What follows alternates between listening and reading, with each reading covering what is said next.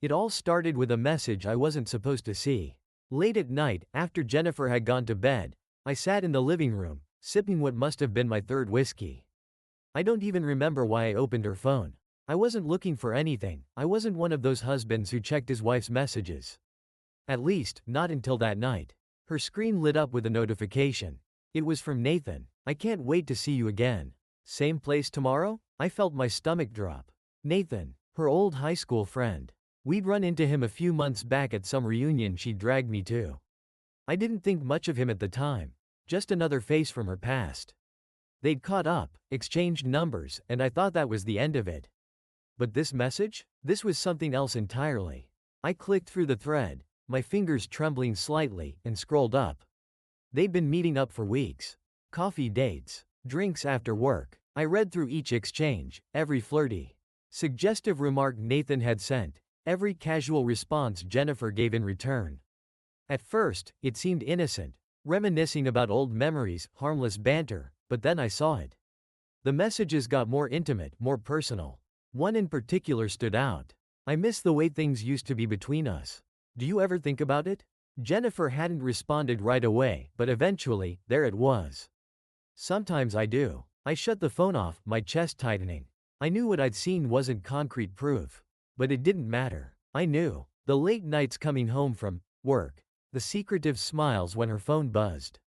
It had been right in front of me this whole time. My first instinct was to storm upstairs, wake her up, and confront her. But as I sat there, staring at the blank TV screen, something else started to simmer beneath the surface, something darker. Anger, yes, but also the overwhelming need to do more than just confront her. I wanted to destroy what she had with Nathan. Make her feel the betrayal I was drowning in. But most of all, I wanted to punish him. Nathan was going to regret ever reaching out to Jennifer again. The next morning, I couldn't look at Jennifer the same way. She moved around the kitchen, pouring coffee like it was just another day, as if the night before hadn't shifted everything between us. Her laugh when she scrolled through her phone cut through me like a knife. I wondered if it was Nathan she was laughing with. I forced myself to act normal, play the part of the clueless husband. But inside, I was seething. Each glance at her phone felt like another confirmation of her betrayal. How could she stand there, so calm, while everything in our marriage was unraveling? I needed more than just those messages. I needed to see them together, to know exactly what I was up against. Only then would I figure out how to make Nathan pay. So, I followed her. That afternoon, I told Jennifer I had a late meeting at work and left before she did. I parked my car a few blocks away from her office. Waiting. Sure enough, around 6 o'clock, she walked out. She wasn't heading home. I tailed her car for 20 minutes, keeping enough distance so she wouldn't notice. She drove to some quiet little cafe on the outskirts of town. A place she'd never mentioned to me. And there, sitting at a corner table, was Nathan, waiting for her. They greeted each other like they hadn't seen each other in years, but it had only been a couple of days, according to her texts. I watched from across the street. Parked in the shadow of an alley, my hands gripping the steering wheel so tight my knuckles turned white. I couldn't hear their conversation, but I didn't need to. The way Nathan looked at her, the way she leaned in when he spoke, was all the confirmation I needed. This wasn't just some innocent catch-up between old friends. This was an affair. I felt sick, the bitter taste of whiskey from last night still lingering in my mouth. Watching them, it wasn't just anger anymore, it was humiliation. It was betrayal. Everything I'd built with her, everything we'd been through over the years, reduced to this. Stolen moments in some back alley cafe with her old high school flame. As they talked, laughing like they were the only two people in the world, I realized that confronting her wouldn't be enough. She would deny it, twist the truth, and somehow, I'd end up looking like the paranoid husband. No, that wouldn't do. If I wanted to destroy this, to end whatever they had, I couldn't just rely on my rage. I had to outsmart them. I had to make her doubt him, to make her see him for the liar he truly was. And Nathan? He'd feel the weight of every lie he'd ever told her. I was going to make sure of that. This wasn't going to be a confrontation. This was going to be war. By the time I got back home, my plan was already forming in my head. It wouldn't be enough to just catch them together. No, I needed to rip them apart from the inside. I needed Jennifer to turn against Nathan, to doubt every word that came out of his mouth. The first step was simple. Make her question his loyalty. If I could plant the idea that Nathan wasn't just seeing her, that she was nothing more than another fling to him, it would start to eat away at her. A seed of doubt, that's all it would take. That night, while Jennifer was asleep, I got to work. Her phone was the key. She never changed her password, and I'd seen her enter it 100 times. I unlocked it easily and started scrolling through her messages with Nathan. She was careful. I had to give her that. They didn't text about anything too explicit, but there was enough to remind me of how deep they were in this. I copied his number into my phone and created a new contact under a different name. A woman's name, Rebecca. Then, I sent a message to Jennifer from an anonymous app, pretending to be this woman. The message was short, but enough to raise suspicion. You think you're the only one? Nathan has been seeing me for months. Ask him about the weekend we spent together last month in Portland. Quote. I stared at the screen after I hit send, my heart pounding in my chest. There was no turning back now. I was starting a game I couldn't afford to lose. The next morning, I watched Jennifer closely. She was at the kitchen counter, her phone next to her as usual. When the notification popped up, she hesitated for a second, then picked it up. Her face didn't give anything away at first, but I saw the moment it hit her. A subtle tension in her shoulders, a flicker of confusion in her eyes.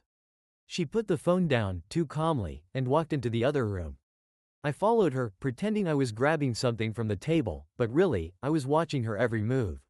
She stared at the message again, her thumb hovering over the screen. For a second, I thought she'd delete it. But then, she opened the message, and I knew she was hooked. Jennifer didn't say a word about it for the rest of the day, but I could see it gnawing at her. The next time her phone buzzed, she didn't smile. When she stepped out of the room to take a call, I knew it wasn't work-related. She was calling him. I couldn't hear the conversation, but her tone was different.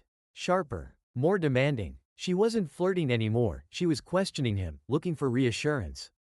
Nathan was on the defensive now, and I couldn't help but smile. Over the next few days, I watched as Jennifer grew colder toward him. She was distant, distracted, and when they did talk, it was no longer with the same warmth. My message had done exactly what I needed it to. She was starting to doubt him, starting to question whether Nathan was the man she thought he was.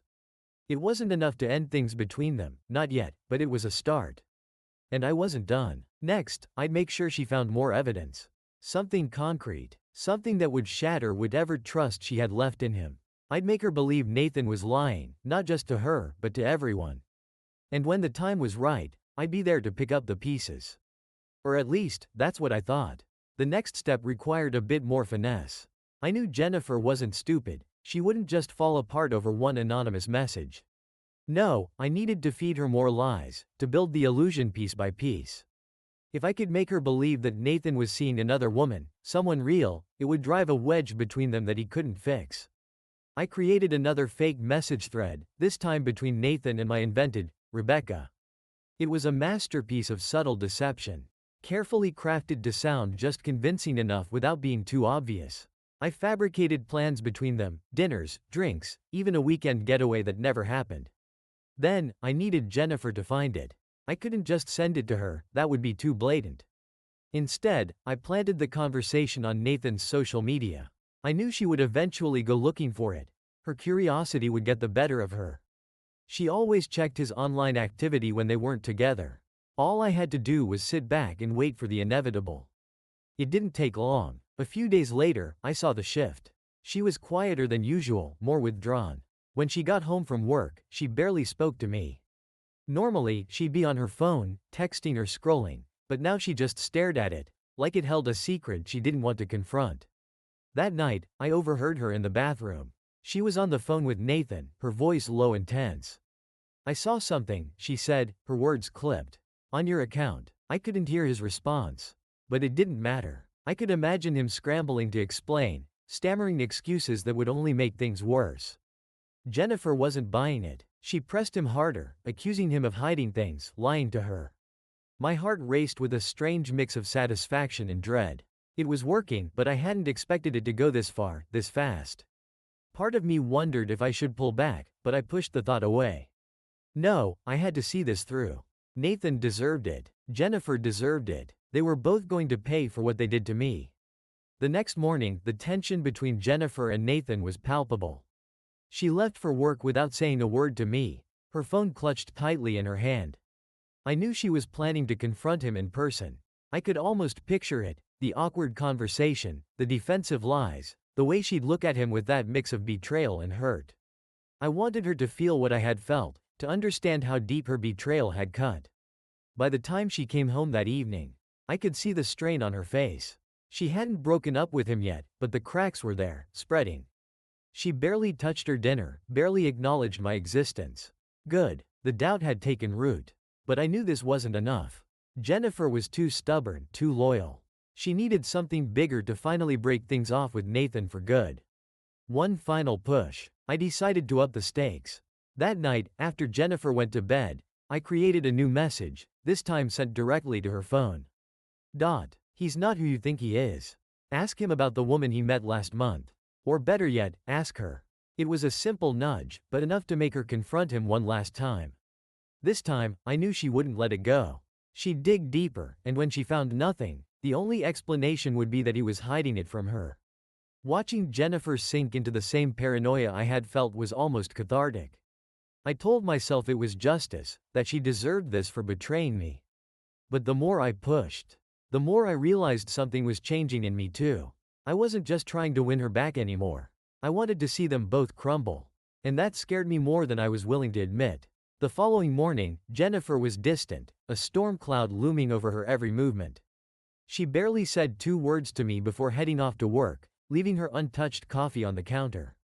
It was clear she was spiraling, torn between what she wanted to believe about Nathan and the poison I had been feeding her.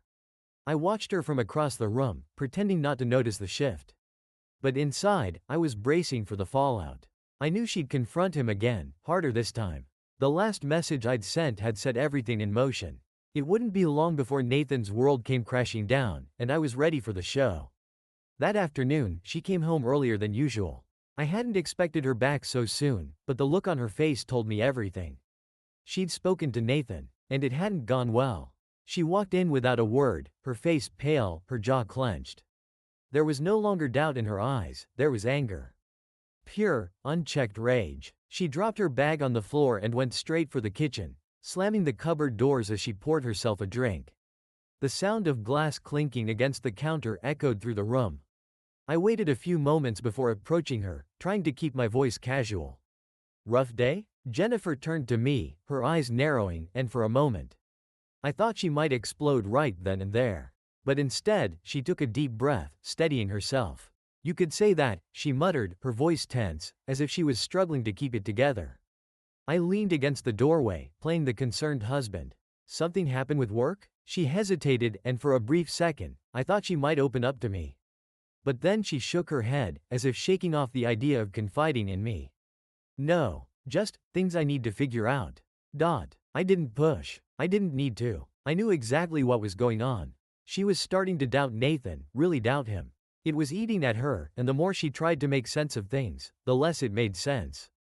My lies were taking root. Over the next few days, the tension between Jennifer and Nathan grew worse. They still talked, but their conversations were clipped, filled with pauses and silences. She would leave the room when he called, her voice low but sharp, almost as if she was interrogating him. One night, I overheard her, pacing the hallway, her frustration boiling over. Don't lie to me, Nathan, she snapped. I saw the messages. I know what's going on. You can't keep denying it. I could only imagine his response, panicked, trying to explain himself, trying to salvage what was left. But I knew better. Nathan had nothing to give her because none of it was real. He was caught in a web of lies I had spun, and the more he tried to fight his way out, the deeper he sank. Jennifer hung up on him that night, slamming her phone onto the bed. I heard her sobbing quietly, her anger mixing with something else, betrayal. My chest tightened, but I pushed the guilt down. This was what she deserved, wasn't it? This was what they both deserved. The next morning, she didn't even bother talking to me. She left for work without a word, and I knew she was heading straight for Nathan. This would be the final confrontation, the moment when it all fell apart. I imagined them arguing in some coffee shop or in his apartment. Jennifer demanding answers he couldn't give. I expected her to come home broken, ready to end things with him once and for all. But when she returned that evening, something was different. Her eyes were red, and she looked exhausted, but there was something else, determination. I could feel my stomach twist as she sat down across from me, her hands clasped tightly together. I didn't say anything, waiting for her to speak first. She met my gaze, her voice steady but cold. "I talked to Nathan," she said, "and I know everything." My heart pounded in my chest, but I kept my face neutral. "What do you mean?" Jennifer let out a shaky breath. "He's not the one lying to me, Michael." Her eyes narrowed, her gaze piercing. "You are." My blood ran cold. Her words hit me like a punch to the gut. "You are." I blinked, trying to process what she had just said. My mind raced, scrambling for a response, but the look in her eyes told me there was no talking my way out of this. "I don't know what you're talking about," I said, my voice a little too defensive, even for my own liking. Jennifer didn't flinch. She just stared at me, her expression cold, unyielding. "Stop pretending, Michael. I know about the messages. I know you've been the one sending them, trying to make me doubt Nathan." She paused, letting the weight of her words sink in. "You thought you could manipulate me. Did you really think I wouldn't figure it out?" I could feel the blood drain from my face. The room suddenly felt smaller, suffocating. She knew. Somehow, she had pieced it all together. Every lie, every message, every little scheme I had orchestrated to drive a wedge between them. It was all laid bare. I opened my mouth to speak, but nothing came out. Jennifer stood up, pacing the room, her anger boiling over. I confronted Nathan, and he showed me everything, Michael. Everything. The messages weren't real. The woman, the supposed affair, it was all you. She turned to face me, her voice shaking. "How could you do this to me? To us?" I had no answer. I just sat there, frozen, as her words cut deeper than I could have imagined. This wasn't supposed to happen. She wasn't supposed to find out.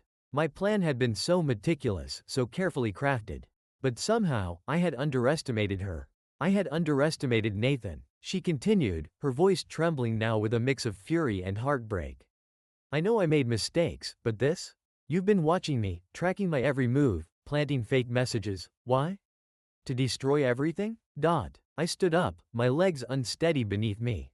"Jennifer, listen." "No, you listen," she snapped, her eyes flashing with anger. "I was wrong to let things with Nathan get this far, but what you did?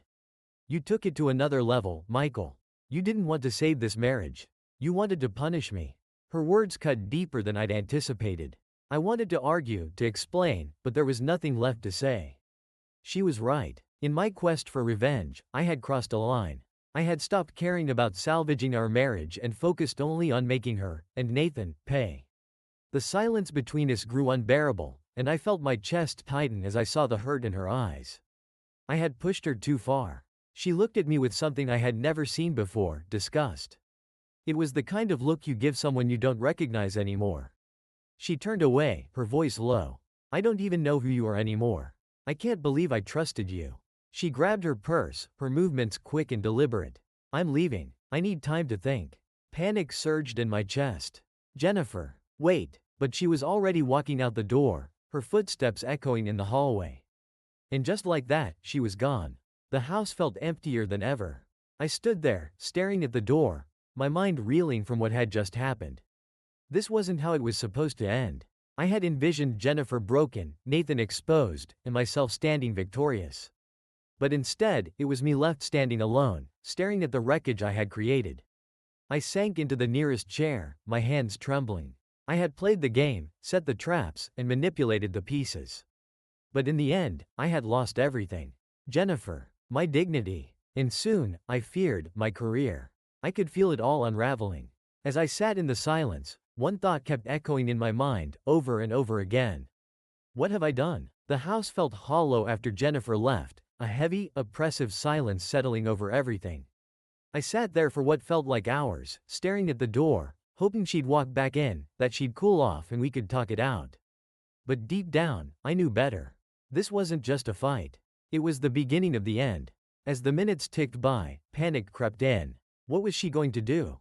Tell everyone? Tell Nathan? I couldn't shake the thought of what might happen next. If word got out, if my colleagues or clients found out what I had done, it would be over for me. My career, my reputation, everything I'd worked so hard for, gone. I reached for my phone, my fingers shaking as I dialed Jennifer's number. Straight to voicemail. I tried again, then again, each time with the same result. She wasn't going to answer, not tonight.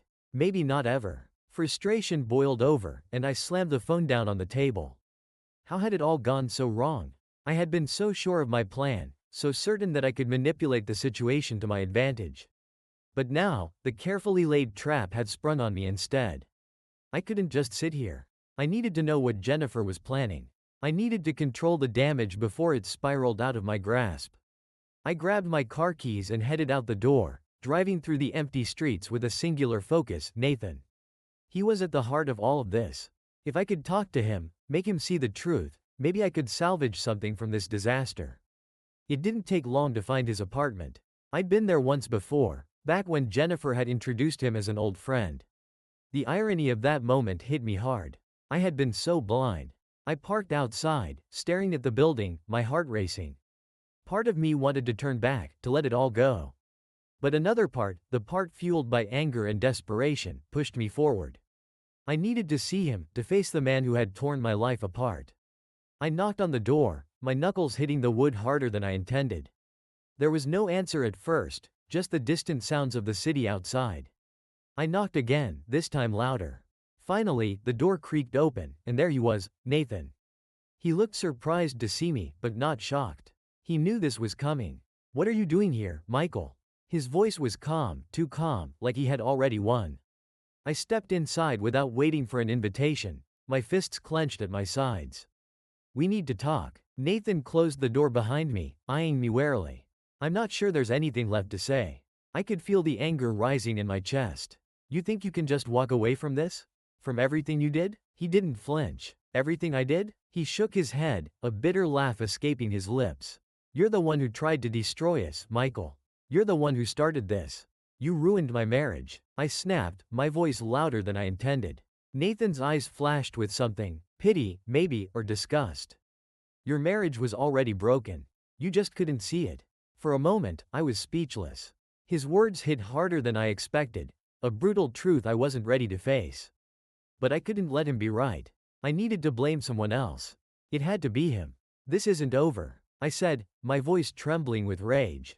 Nathan crossed his arms, his expression unreadable. "It is for me, Michael.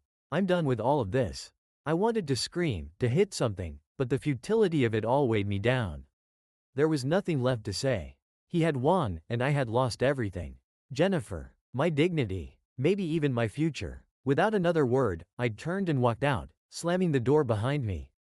The cold night air hit me as I stood on the sidewalk, the weight of what I had done finally sinking in. As I drove home, the reality of the situation pressed in on me from all sides. Jennifer was gone, Nathan had washed his hands of it, and I was left alone with the mess I had created. The damage was done, and there was no undoing it. I had started a war one couldn't win, and now, I was the one left standing in the ruins. And for the first time, I realized that this wasn't just about Jennifer and Nathan. It was about me, my anger, my pride, my obsession with control. I had destroyed everything, and there was no one to blame but myself. As I pulled into the driveway, the house loomed in front of me, dark and empty. I sat in the car for a long time, the silence wrapping around me like a shroud. There was no going back. The fallout had only just begun. I woke up the next morning to a sense of dread so heavy it was suffocating. The house was still empty, and the silence weighed on me like a punishment. Jennifer hadn't come back, and with every passing hour, the reality of my situation grew clearer. I had to do something, anything, to contain the damage before it spread even further. I picked up my phone and hesitated before dialing Jennifer again. She still wasn't answering. Not surprising, but it still stung. My mind raced through the possible scenarios. Was she at Nathan's place? Was she talking to a lawyer? Was she going to make everything public, exposing me not just as a jealous husband but as a manipulative fraud? I couldn't wait around to find out. If I didn't act now, I was going to lose everything. My marriage was already crumbling, but I had to protect my career. My reputation was all I had left. Sitting at the kitchen table, I scrolled through my contacts until I found the number for Matt, a colleague I trusted, or at least, trusted enough to cover for me. If this situation leaked out, the firm would see me as a liability. They'd cut me loose in a second. I had to make sure I got ahead of this before the rumors spread. I couldn't afford to be blindsided. Not again. The phone rang, and Matt answered on the second ring. Hey, Michael, what's up? I forced myself to sound casual, despite the panic clawing at my throat. Hey, Matt, I need a favor. Some personal stuff's come up, and I might need to take a few days off. Can you cover for me at the office? There was a pause on the other end. Is everything okay? Yeah, I hesitated, trying to find the right words. Just some family stuff I need to deal with. Nothing major, but I might be a little out of commission. Of course, man, Matt said. Take whatever time you need. I'll make sure everything runs smoothly here. I thanked him, the relief only temporary. It bought me a little time, but not much. I couldn't hide from this forever. Sooner or later, Jennifer was going to make her move. I had no idea what her next step would be, but I had to be ready for anything. After hanging up, I sat in the kitchen, staring at the clock, waiting for time to pass. Hours dragged by, each minute stretching painfully as my anxiety grew. By mid-afternoon, I couldn't take it anymore. I needed to know where Jennifer was, what she was thinking, what her plans were. I grabbed my keys and drove to Nathan's apartment. Again, I pulled up outside, scanning the parking lot for Jennifer's car. It wasn't there, but that didn't mean anything. She could be inside. For all I knew, they were together, laughing at how easily I had fallen apart, how spectacularly I had ruined my own life. I didn't knock this time. I just stood outside, my fists clenched at my sides, unsure of what to do. Confronting Nathan had gotten me nowhere, and confronting Jennifer now would only push her further away. But I needed answers. I couldn't keep living in this limbo, waiting for the sword to drop. After pacing in front of the building for what felt like forever, I finally turned around and headed back to my car. There was nothing I could do here. Not today. When I got home, I checked my phone again. No messages. No missed calls. The silence was deafening, and the uncertainty was killing me. Every minute felt like a countdown to the inevitable explosion that was going to tear my life apart. I tried calling her again that night. Still no answer. I sat at the kitchen table, staring at my phone, my mind racing with possibilities. Should I call a lawyer? Try to preempt whatever move she was going to make? Or was it already too late? I had no idea what Jennifer had planned, but whatever it was, I had a sinking feeling that it was going to be bad. Very bad. At some point, exhaustion took over, and I fell asleep in the chair, my phone clutched tightly in my hand. I woke up hours later to the sound of my phone vibrating. My heart leapt as I saw Jennifer's name flash on the screen. Finally, something. I answered immediately, my voice cracking from the hours of tension. Jennifer? Her voice was cold, distant. We need to talk. A chill ran down my spine. This was it, the moment I'd been dreading. Okay, I said, trying to keep my voice steady. When? I'll be home tomorrow. Early. We need to figure out what happens next. I could hear the finality in her tone, the weight of what was coming. This wasn't going to be a conversation about reconciliation. It was going to be the death blow. Okay, I whispered, though the word tasted bitter in my mouth. She hung up without another word, leaving me in the dark once again. Tomorrow, everything would change. I had one night left before the world I knew came crashing down. And I had no idea what I was going to do. The next morning came far too quickly. I hadn't slept. How could I, knowing that by the end of the day, everything would be different? Jennifer would be back soon, and we'd have the conversation that would decide the rest of our lives. I couldn't escape the weight of it. I paced the living room, my thoughts spinning out of control. What was she going to say? Was she planning to end things, or was there still a sliver of hope? I didn't know. All I knew was that I wasn't ready to face whatever was coming. Around 8 a.m., I heard the door unlock. My heart pounded in my chest as Jennifer walked in, looking every bit as composed as I felt wrecked. Her face was calm, but her eyes were hard, unreadable. She didn't say anything at first, just set her purse down on the table and crossed her arms, waiting for me to speak. Jennifer? I started, my voice thin and uncertain. We need to talk. She nodded but didn't move from where she stood. Yes, we do. I swallowed hard, trying to gather my thoughts. I'm sorry, I said, my voice barely above a whisper. I know I've made a mess of everything. I didn't know how to handle it. She looked at me, her expression cold. You didn't know how to handle it? Michael, you lied to me.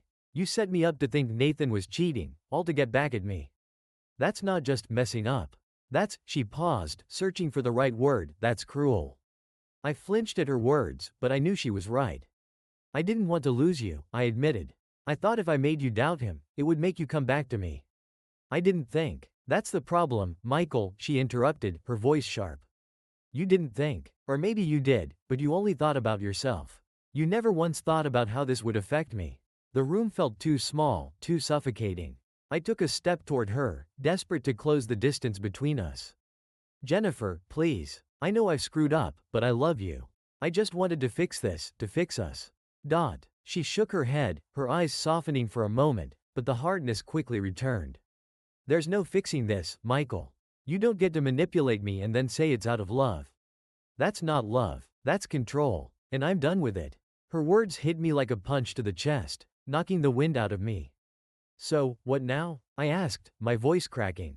Jennifer sighed, looking away for a moment before meeting my gaze again. I've thought about it. I can't stay in this marriage. I won't. Her voice wavered, but she stayed firm. We need to get a divorce. The finality of her words hung in the air like a death sentence. I had known it was coming, but hearing her say it out loud, so calmly, shattered what little hope I had left. I wanted to argue, to plead with her to reconsider, but deep down, I knew she was right. I had gone too far. There was no coming back from this. I nodded slowly, feeling numb. Okay, I said, my voice barely audible. If that's what you want. It's not about what I want, Michael, she said softly. It's about what's left, and there's nothing left between us anymore. We stood there in silence, the weight of her words settling between us like a wall. I wanted to reach out, to hold her, to apologize 1,000 times over, but I knew it wouldn't change anything. The damage was done. Jennifer sighed and reached for her purse. I'll be staying at my sister's for a while. We'll figure out the details later. As she headed toward the door, I called out to her one last time. Jennifer? She paused, her hand on the doorknob, but she didn't turn around. I'm sorry, I whispered. For everything. She nodded, still facing the door. I know, she said softly. And then she was gone, leaving me standing alone in the silence. I collapsed onto the couch, my head in my hands. This was it. The end. I had lost her, and it was all my fault. There was no more plan, no more schemes, no more revenge. Just the hollow realization that I had destroyed everything I cared about. And as I sat there, staring at the empty space where Jennifer had stood, I couldn't help but wonder what came next. The days that followed were a blur of paperwork, awkward phone calls, and the slow, painful unraveling of the life Jennifer and I had built together. I avoided the office as much as I could, throwing myself into the divorce proceedings. It kept my mind occupied, even if it was the last thing I wanted to deal with. The apartment felt emptier with each day. Every time I walked by the half-empty closet or the bathroom shelf that once held her things. It was another reminder of how completely I had failed. It was like mourning a death, except the person I had lost wasn't gone, just no longer mine. I spent hours rereading old messages, looking at photos from when we were happy, trying to figure out where everything had gone wrong. But no matter how far back I looked, it always came back to me. The lies, the manipulation. I had wanted to win her back, to save our marriage, but in the end, all I had done was destroy it faster. One afternoon, Matt from work called, his voice casual but with an undertone of concern. Hey, Michael, haven't seen you around the office lately. Everything all right? I wanted to tell him the truth, to admit how badly I had messed everything up, but I couldn't bring myself to say the words. Not yet. Yeah, just dealing with some personal stuff, I said, forcing my voice to sound normal. I'll be back soon. Take your time, man. But, he hesitated, then added, people are starting to ask questions. You might want to come in soon, make sure you're still in the loop. I thanked him and hung up, staring at the phone in my hand. It wasn't just my personal life falling apart, my career was starting to slip, too. The rumors would start soon, if they hadn't already. People would whisper about why I was suddenly taking time off, why I looked like I hadn't slept in days. It was only a matter of time before the truth came out. That evening, I sat in front of my laptop, staring at the email I knew I had to send. It was time to face the consequences. I had to get ahead of the story before it spread any further. I drafted a message to my boss, keeping it vague but acknowledging that I'd been dealing with some personal matters that had affected my focus. I promised to return to the office next week and assured them I was still committed to my projects. It was a weak attempt at damage control, but it was all I had left. The next morning, I forced myself to go back to work. Walking into the office felt surreal. Like I was stepping into a life I didn't belong to anymore. My colleagues gave me sympathetic nods, but no one asked questions. Not yet. That was the one mercy in all of this. People's reluctance to confront the ugly truths head on. By lunchtime, I found myself in the break room, scrolling through old messages between Jennifer and me, my stomach twisting with guilt and regret. Every time I thought I had reached rock bottom, something new hit me. The loss felt endless, a wound that wouldn't stop bleeding. That's when Matt came in, holding a coffee. He sat down across from me, eyeing me cautiously. "You don't look so great, man." I let out a bitter laugh. "That obvious? Want to talk about it?" For a moment, I considered brushing him off, telling him it was fine. But something about the way he asked made me pause. Maybe it was because he hadn't pushed me before. Maybe I was just tired of lying. "It's Jennifer," I said, the words tasting sour as they left my mouth. "We're getting a divorce." Matt nodded slowly, but he didn't seem surprised. I figured something like that was going on. "Sorry to hear, man." "Yeah," I muttered, rubbing my face with both hands. "It's my fault. I screwed everything up." He didn't say anything, just waited for me to continue. "I found out she was seeing someone else, an old friend of hers," I said, my voice breaking slightly. "And instead of talking to her, I don't even know what I tried to do. I thought I could fix it by manipulating things. By making her doubt him. But all I did was make things worse. A lot worse." Matt let out a low whistle. "That's rough. But why didn't you just confront her from the start?" I shrugged, feeling pathetic. I thought I could control it. Control her. I thought if I just pushed the right buttons, everything would go back to how it was. But it's not that simple. He leaned back in his chair, taking a sip of his coffee. "People are complicated, man. Relationships even more so. You can't always fix things with a plan." "I know that now," I said, my voice hollow. It's too late." For a long moment, neither of us said anything. The weight of everything settled between us, the quiet understanding that I had messed up in ways that couldn't be undone. "Look," Matt said finally, "it sounds like you've been through hell.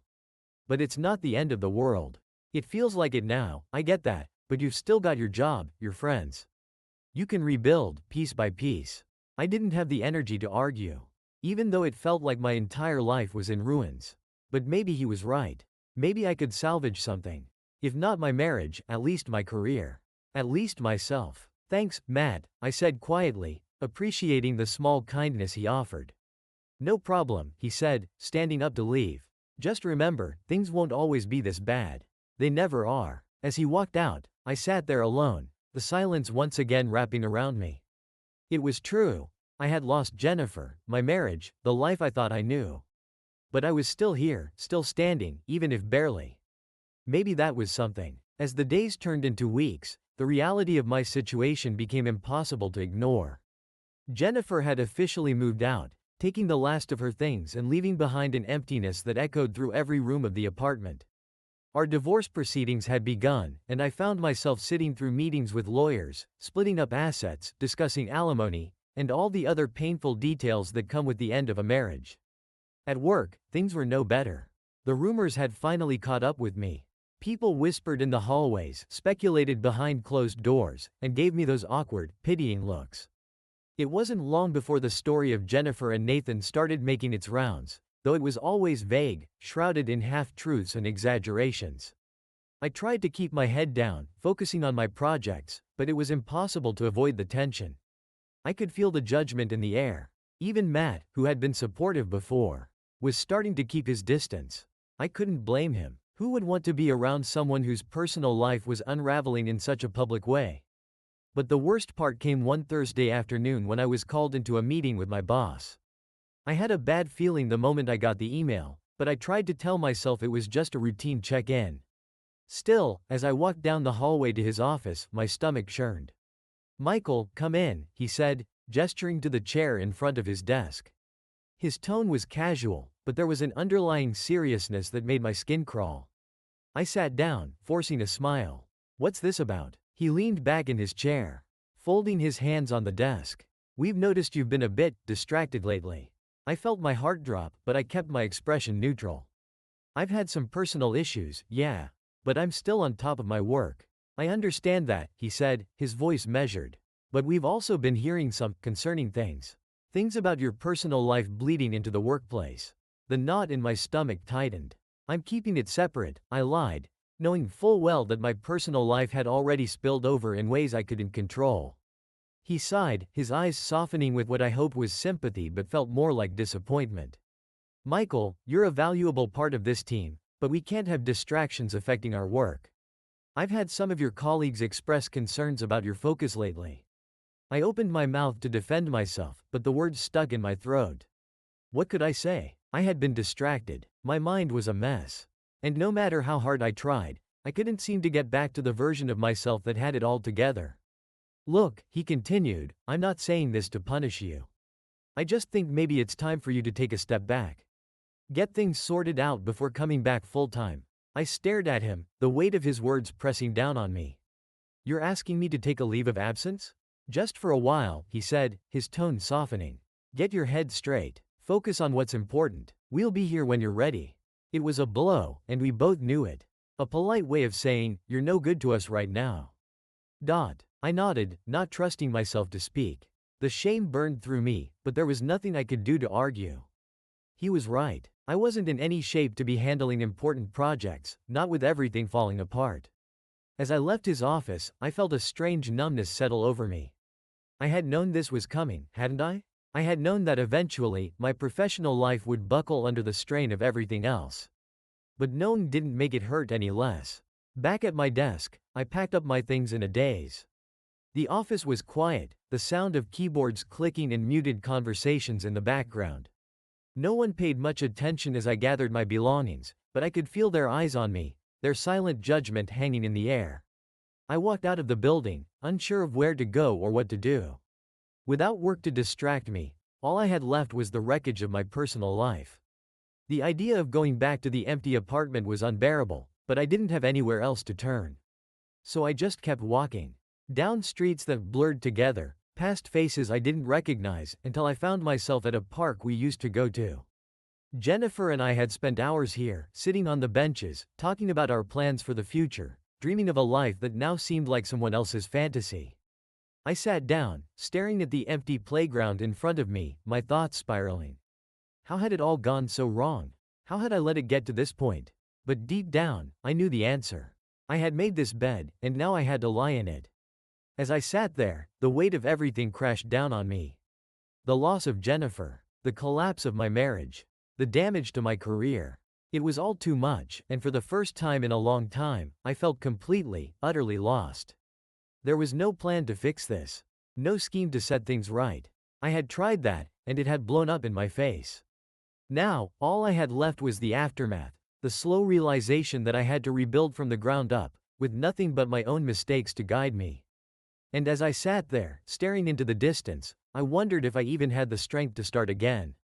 A few days after I was forced to take the leave of absence, Jennifer reached out. I hadn't heard from her since the day she moved out, and seeing her name flash on my phone screen sent a shock of adrenaline through me. For a moment, I considered ignoring the call, letting it ring until it went to voicemail. But I couldn't. As much as I hated to admit it, part of me still hoped for some kind of resolution. Some final moment of closure. I answered, my voice cautious. Jennifer. Michael, she said, her tone cold and businesslike, as if she was speaking to a client rather than the man she'd spent a decade with. We need to talk. There was no warmth, no pretense of civility. Whatever we'd once had was gone, replaced by a tension that weighed heavy between us. About what? I asked, already knowing the answer. The divorce, she said flatly. I've spoken to my lawyer, and we've come to some agreements. But there's one more thing we need to settle. I felt my chest tighten. What is it? There was a pause on the other end of the line, as if she was gathering herself. I know what you did, Michael. The games you tried to play with Nathan, trying to manipulate him, to drive a wedge between us. It was cruel, and it was pathetic. The words hit me like a punch to the gut. I had expected anger, but hearing it laid out so plainly felt like a final condemnation. I was trying to save our marriage. I muttered weakly, knowing how hollow it sounded even as I said it. No, she shot back, her voice sharp. You were trying to control me. To control us. And it didn't work, did it? I swallowed hard, my mind racing for something to say, some defense that might lessen the blow. But there was nothing. I had done exactly what she said I had, and it had blown up in my face. So, what's the point of this conversation? I asked, trying to sound indifferent but feeling the strain of every word. The point, she said, is that I'm giving you a choice. We can do this the easy way, or we can drag this out. If you agree to my terms, we can wrap this up quickly. But if you fight me, if you make this messy, I won't hesitate to make things difficult for you. I'll make sure everyone knows what you did, how you tried to manipulate me and Nathan. I'll ruin whatever's left of your reputation.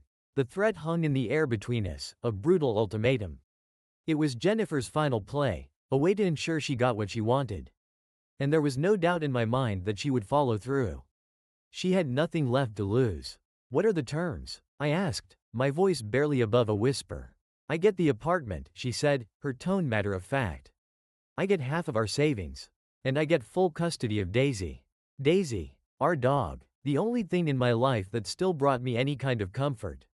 The idea of losing her, too, was more than I could bear.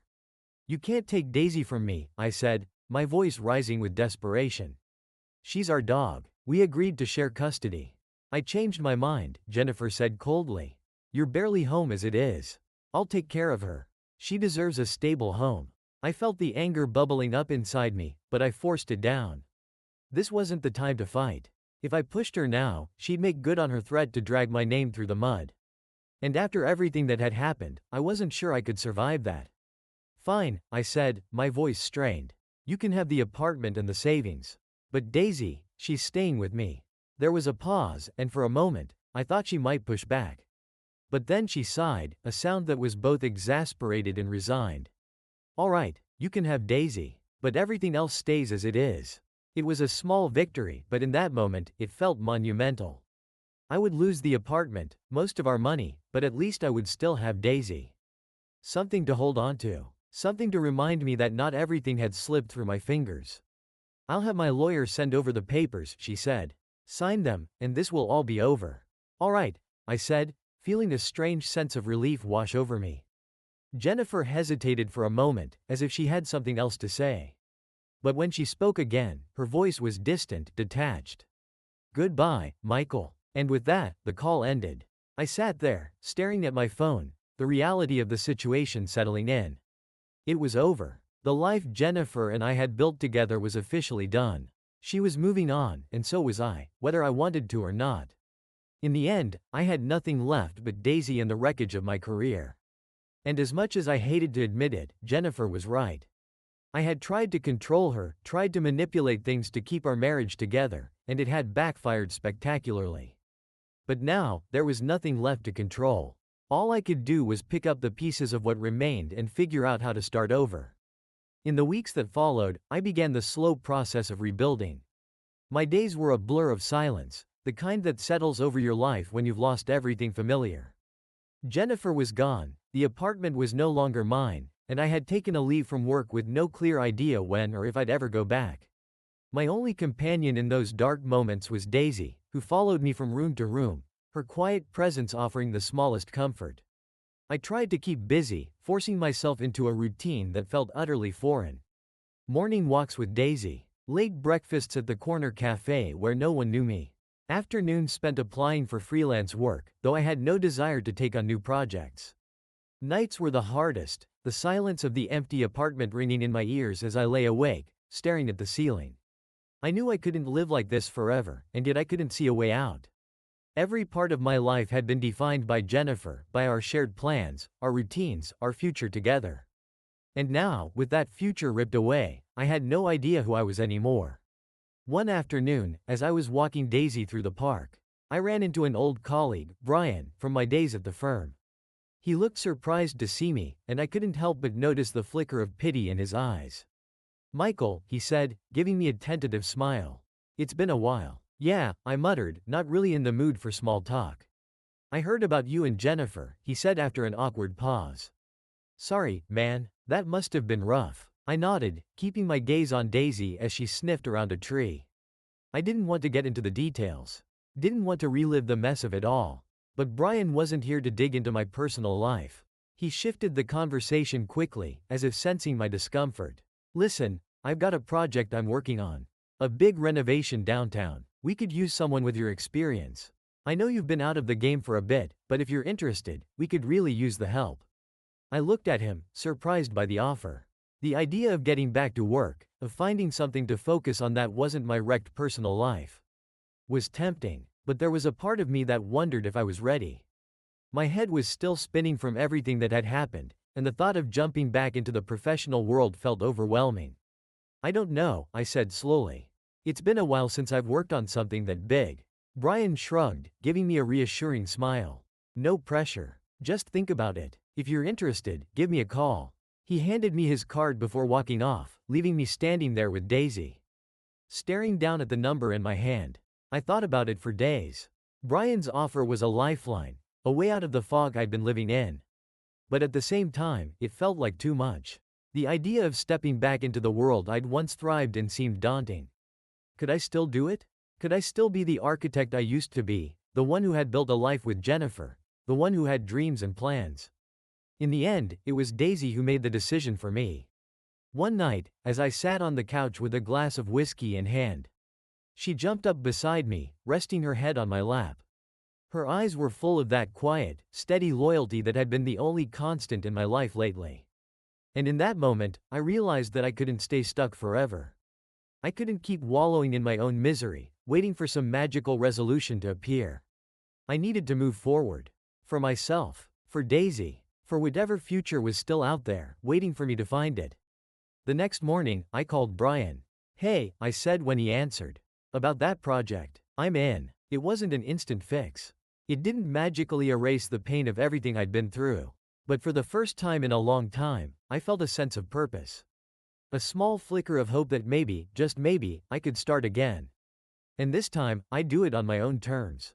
As I hung up the phone, I looked down at Daisy, who was wagging her tail beside me.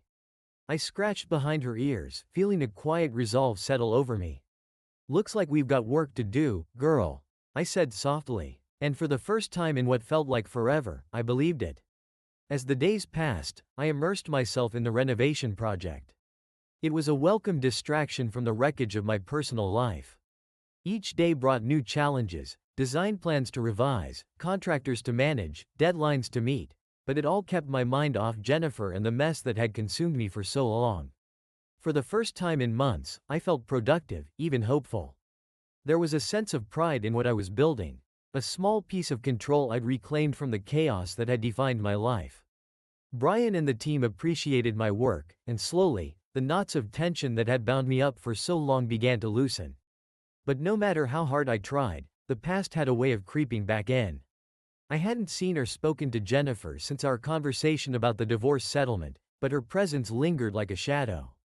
I still had moments where I replayed everything, her affair, my failed attempts at revenge, the public unraveling of our marriage. Even with the progress I was making, I knew I couldn't truly move on until I confronted her one last time. So, I decided to meet with Jennifer. I didn't expect an apology or some dramatic reconciliation. I just needed closure, a chance to face her, face everything that had happened, and finally put it behind me. We agreed to meet at a small cafe near her new apartment. It was a neutral place, far removed from the life we'd once shared. I arrived early, my nerves buzzing, unsure of what I would say or how I would feel when I saw her again. When Jennifer walked in, she looked different, more confident, more assured. She no longer had the worn, stressed look she'd carried in those last months of our marriage.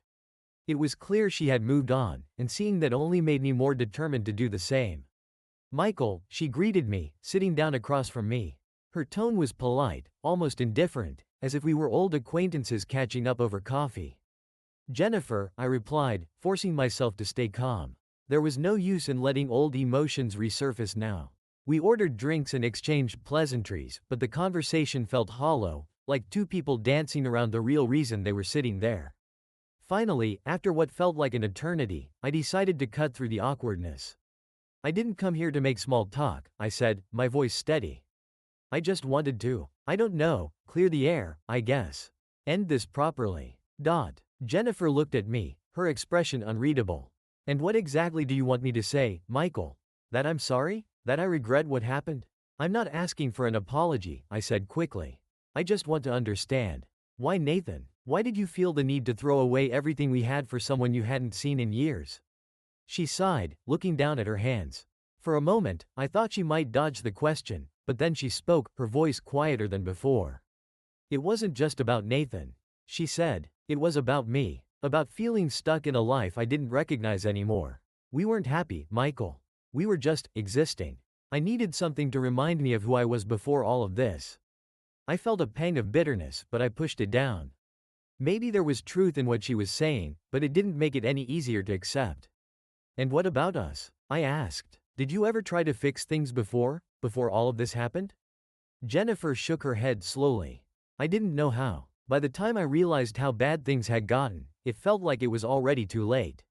I let her words sink in. Part of me wanted to argue, to tell her that we could have saved our marriage if she'd just tried harder. But deep down, I knew that wouldn't have changed anything. We'd both let our relationship fall apart, and Nathan was just the final push that sent it over the edge. Look, I said, my voice softening, I'm not here to place blame. I just needed to understand why it happened. And I guess I've got my answer now. Jennifer nodded, and for the first time that afternoon, there was a flicker of something in her eyes that wasn't indifference. Maybe it was regret. Maybe it was just the weight of everything we'd been through. I never meant to hurt you like that, Michael, she said quietly. But I know I did. We sat in silence for a few moments, the past hanging between us like a ghost. There were no grand speeches, no dramatic revelations. Just the simple acknowledgement that what we'd had was gone. And there was no bringing it back. I hope you're happy now, I said finally, standing up to leave. And I hope we can both move on.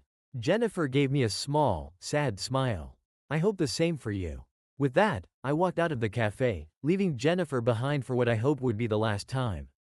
There was no sense of triumph, no victory in finally confronting her. But as I stepped onto the street, the weight that had been pressing down on me for so long began to lift. I had faced the past. And now I was ready to let it go. For the first time in months, I felt like I could breathe again. And this time, I wasn't looking back.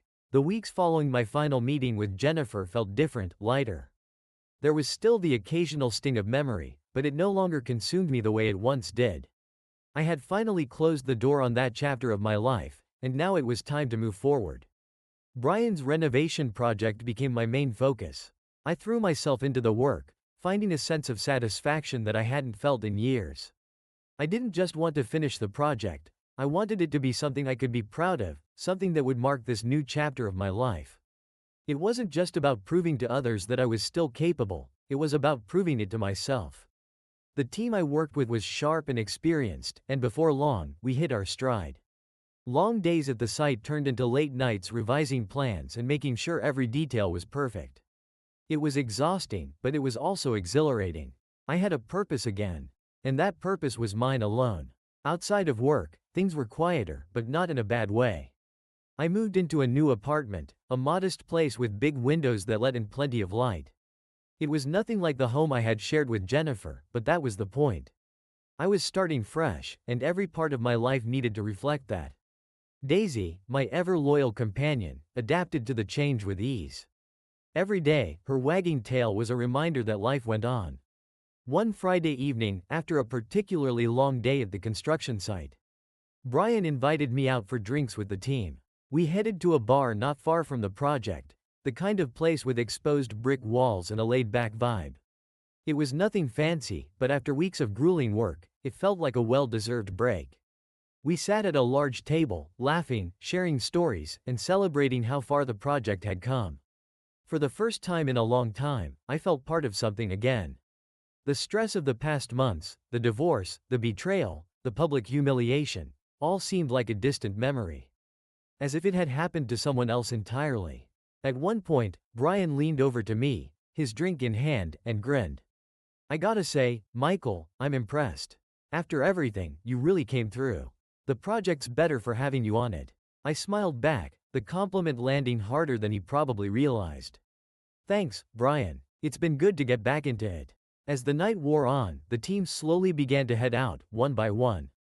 Soon, it was just me and Brian left, finishing our drinks and talking about the next phase of the project. You know, Brian said, swirling the last bit of whiskey in his glass, there's another project coming up after this one. Something big. I was thinking maybe you'd want to take the lead on it. I blinked, taken aback. Me? The lead? Yeah, he said with a shrug. You've more than proven you're ready. Plus, I could use someone with your vision on this. It's right up your alley. For a moment, I didn't know what to say. The idea of leading my own project again, of stepping back into the role I'd once held with confidence, felt surreal. But the more I thought about it, the more the excitement started to build. I'll think about it, I said, a grin spreading across my face. Brian nodded, finishing his drink. Good, I think you'd kill it. After we said our goodbyes, I walked home through the quiet streets of the city, my mind racing with possibilities. It was the first time in a long time that I felt like my life was heading somewhere I wanted to go. As I reached my apartment, I found Daisy waiting at the door. Her tail wagging like she always did. I let her out for a quick walk, and as we strolled down the street, I felt a sense of peace I hadn't known in years. The past had scarred me, and there were still wounds that hadn't fully healed. But those wounds no longer defined me. I was moving forward, on my terms, in my own way.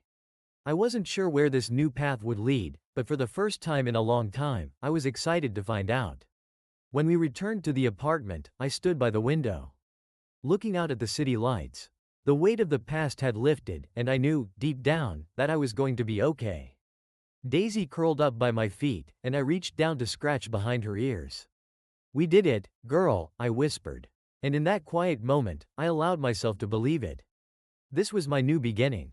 A fresh start. A second chance at building a life I could be proud of. For the first time, I felt free. Free of the past, free of the mistakes, free to be the man I wanted to be. And this time, nothing would hold me back.